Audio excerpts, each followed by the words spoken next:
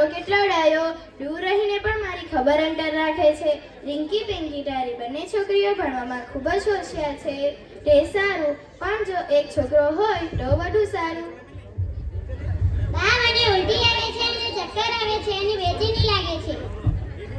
તો કંઈક નવીન સમાચાર જેવું લાગે છે. તો ચાલો આપણે પેલા તનિષા ડોક્ટર પાસે જઈએ.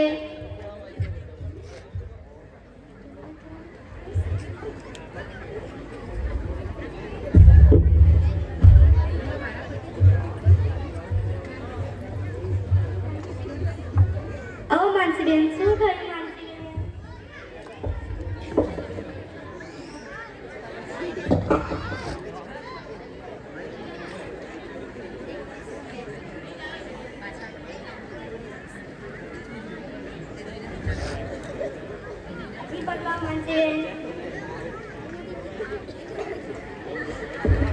પણ ડોક્ટર સાહેબ, મને તો ઉલટી આવે છે અને ચક્કર આવે છે.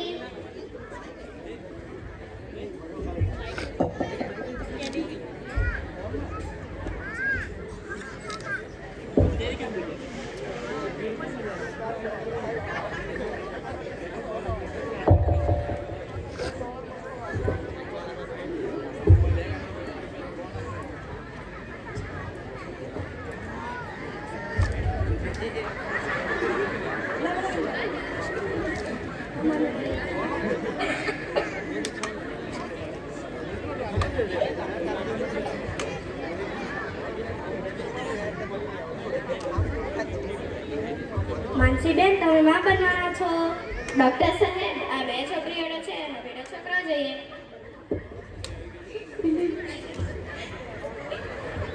મને તો મારો હોસ્ટેલો આગળ વધારવા માટે છોકરો જોઈએ. જે થાય તે કરો ડોક્ટર સાહેબ.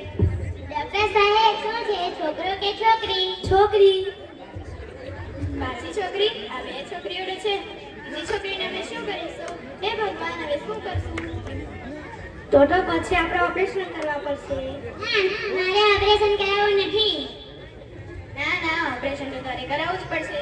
ચાલો તો પછી આપણે ઓપરેશનની તૈયારી કરીએ. ડોક્ટર સાહેબ, કેટલા પૈસા થશે? 2000 રૂપિયા.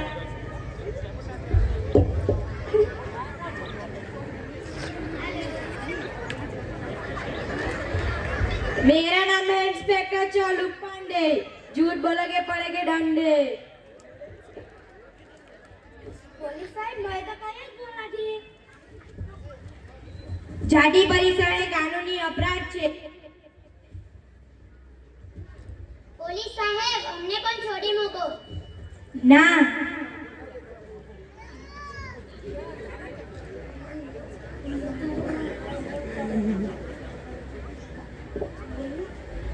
જાતિ પરિસર એ કાનૂની અપરાધ છે.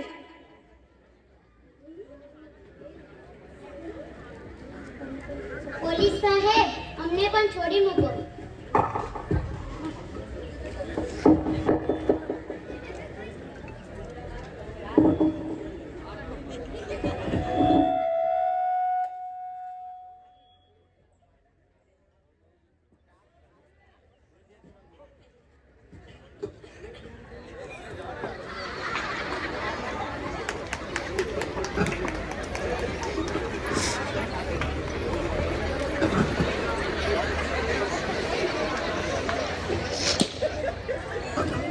પોલીસ સાહેબ, એમાં મારો કશો વાંક નથી.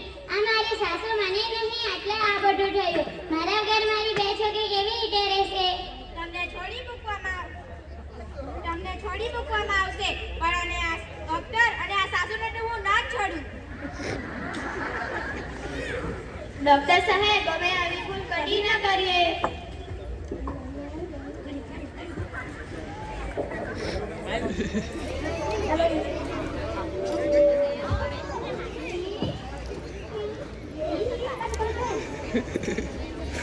જાતિ પરિસર એ કાનૂની અપરાધ છે. બેટી બચાવો, દેશ બચાવો. બેટી બચાવો, બેટી પઢાઓ. Thank you. ખૂબ સરસ.